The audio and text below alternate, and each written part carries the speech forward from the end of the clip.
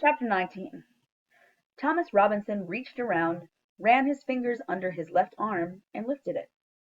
He guided his arm to the Bible, and his rubber-like left hand sought contact with the black binding. As he raised his right hand, the useless one slipped off the Bible and hit the clerk's table. He was trying again when Judge Taylor growled, "That'll do, Tom." Tom took the oath and stepped into the witness chair. Atticus very quickly induced him to tell us. Tom was 25 years of age. He was married with 3 children. He had been in trouble with the law before. He once received 30 days for disorderly conduct. "It must have been disorderly," said Atticus. "What did it consist of?" "Got in a fight with another man. He tried to cut me." "Did he succeed?" "Yes, sir, a little. Not enough to hurt. You see, Tom moved his left shoulder. "Yes," said Atticus. "You were both convicted?" "Yes, sir. I had to serve because I couldn't pay the fine. The fellow paid his. Dill leaned across me and asked Jem what Atticus was doing. Jem said Atticus was showing the jury that Tom had nothing to hide. "Were you acquainted with Mayella Violet Ewell?" asked Atticus. "Yes, sir. I had to pass the place going to and from the field every day." "Whose field?" "I picks for Mr. Link D's." "Were you picking cotton in November?" "No, sir. I works in his yard fall and winter time. I works pretty steady for him all year round. He's got lots of pecan trees and things." "You say you had to pass the Ewell place to get to and from work. Is there any other way to go?" "No, sir. None I know of." "Tom, did she ever speak to you?" "Why, yes, sir. I'd tip my hat when I'd go by, and one day she asked me to come inside the fence and bust up a ship rope for her." "When did she ask you to chop up the ship rope?" "Mr. Finch, it was way last spring. I remembered it because it was chopping time and I had my hoe with me.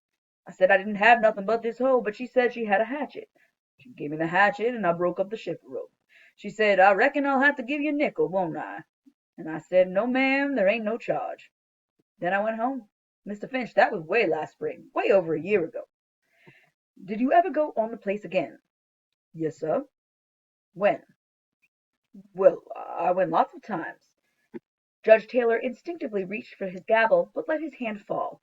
The murmur below us died without his help. "Under what circumstances?" "Please, sir?" "Why did you go inside the fence lots of times?" Tom Robinson's forehead relaxed. "She'd call me in, sir. Seemed like every time I passed by yonder she'd have some little something for me to do. Chopping kindlin', putting water for her. She watered them red flowers every day." "Were you paid for your services?" "No, sir, not after she offered me a nickel the first time. I was glad to do it. Mr. Ewell didn't seem to help her none, and neither did the children. I know she didn't have no nickels to spare." "Where were the other children?" "They was always round, all over the place. They'd watch me work, some of 'em set in the window." "Would Miss Mayella talk to you?" "Yes, sir, she talked to me." As Tom Robinson gave his testimony, it came to me that Mayella Ewell must have been the loneliest person in the world. She was even lonelier than Boo Radley, who had not been out of his house in 25 years. When Atticus asked had she any friends, she seemed not to know what he meant. Then she thought he was making fun of her. She was as sad, I thought, as what Jem called a mixed child. White people wouldn't have anything to do with her because she lived among pigs. Negroes wouldn't have anything to do with her because she was white. She couldn't live like Mr. Dolphus Raymond, who preferred the company of Negroes because she didn't own a river bank and she wasn't from a fine old family. Nobody said, "That's just their way," about the Ewells. Maycomb gave them Christmas baskets, welfare money, and the back of its hand. Tom Robinson was probably the only person who was ever decent to her, but she said he took advantage of her, and when she stood up she looked at him as if he were dirt beneath her feet. "Did you ever," Atticus interrupted my meditations, "at any time go on the Ewell property? Did you ever set foot on the Ewell property without an express invitation from one of them?" "No, sir, Mr. Finch, I never did. I wouldn't do that, sir." Atticus sometimes said that one way to tell whether a witness was lying or telling the truth was to listen rather than watch. I applied his test. Tom denied it 3 times in one breath, but quietly, with no hint of whining in his voice. and I found myself believing him in spite of his protesting too much. He seemed to be a respectable Negro, and a respectable Negro would never go up into somebody's yard of his own volition. Tom, what happened to you on the evening of November 21st of last year? Below us, the spectators drew a collective breath and leaned forward. Behind us, the Negroes did the same. Tom was a black velvet Negro, not shiny, but soft black velvet. The whites of his eyes shone in his face, and when he spoke we saw flashes of his teeth. If he had been whole, he would have been a fine specimen of a man. Mr. Finch, he said, I was going home as usual that evening, and when I passed the Yule place, Miss Mayella were on the porch like she said she were. Seemed real quiet like, and I didn't quite know why. I was studying why, and just passing by when she says for me to come there and help her a minute. Well, I went inside the fence and looked around for some kindling to work on, but I didn't see none. And she says, no, I got something for you to do in the house. The old door's off its hinges and fall's coming on pretty fast. I said, you got a screwdriver, Miss Mayle? She said she sure had. Well, I went up the steps and she motioned me to come inside, and I went in the front room and looked at the door. I said, Miss Mayle, this door look all right. I pulled it back and forth, and those hinges was all right. Then she shut the door in my face. Mr. Finch, I was wondering why it was so quiet like, and I come to me that there weren't a child on the place, not a one of them. And I said, Miss Mayella, where are the children? Tom's black velvet skin had begun to shine, and he ran his hand over his face. I say, where the children? He continued. And she says, she was laughing sort of, she said, they all gone to town to get ice cream. She said, took me slap year to save 7 nickels, but I done it. They all gone to town. Tom's discomfort was not from the humidity. What did you say then, Tom? Asked Atticus. I said something like, why, Miss Nell, that's right smart of you to treat him. She said, you think so? I don't think she understood what I was thinking. I meant it was smart of her to save like that, and nice of him, nice of her to treat him. I understand you, Tom. Go on, said Atticus. Well, I said I best be gone. I couldn't do nothing for her. And she says, oh, yes, I could. And I asked her what. And she said to just step on that chair yonder and get that box down from on top of the shift robe. Not the same shift robe you busted up? Asked Atticus. The witness smiled. No, sir, another one, most as tall as the room. So I done what she told me, and I was just reaching when the next thing I know, she grabbed me round the legs, Mr. Finch. She scared me so bad I hopped down and turned the chair over. That was the only thing, only furniture stirred in that room, Mr. Finch, when I left it. I swear for God. What happened after you turned the chair over? Tom Robinson had come to a dead stop. He glanced at Atticus, then at the jury, then at Mr. Underwood sitting across the room. Tom, you're sworn to tell the whole truth. Will you tell it?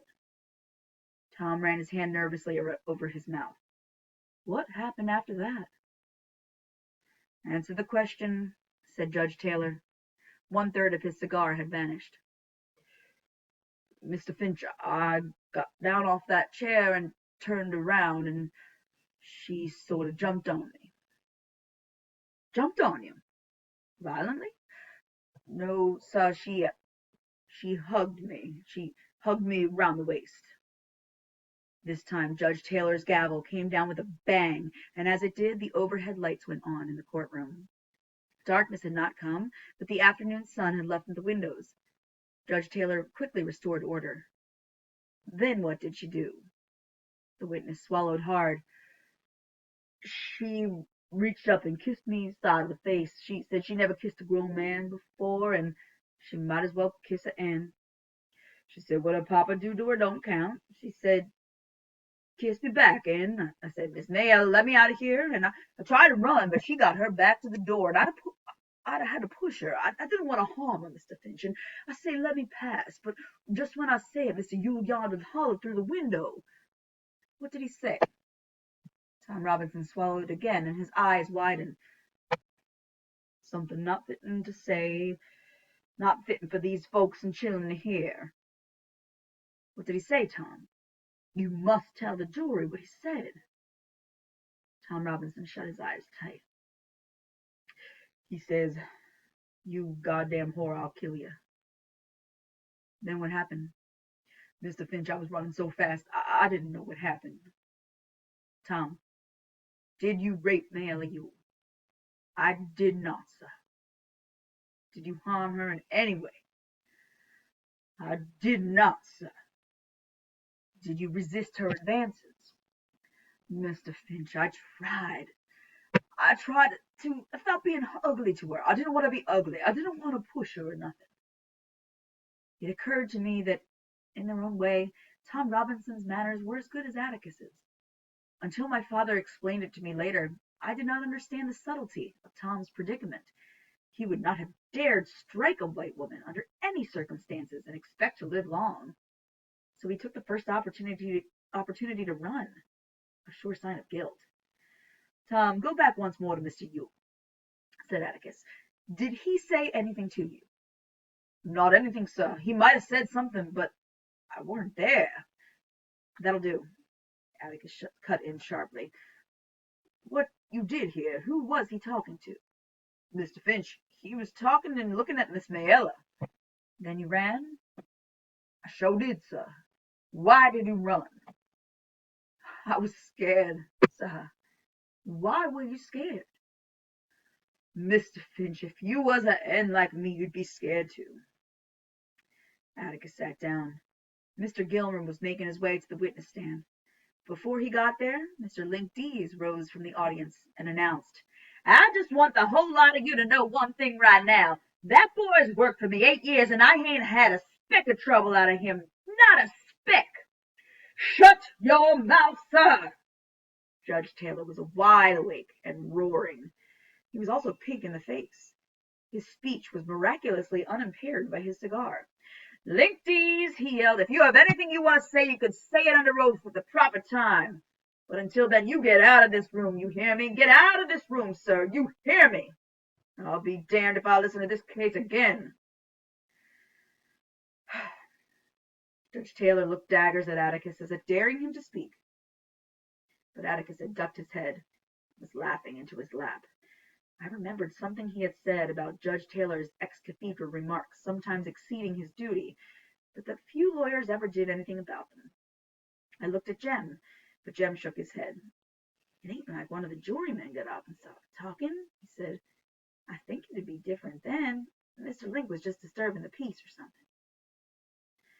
Judge Taylor told the reporter to expunge anything he happened to have written down after "Mr. Finch, if you were a hen like me, you'd be scared too," and told the jury to disregard the interruption. He looked suspiciously down the middle aisle and waited, I suppose, for Mr. Link Dees to effect total departure. Then he said, "Go ahead, Mr. Gilmer."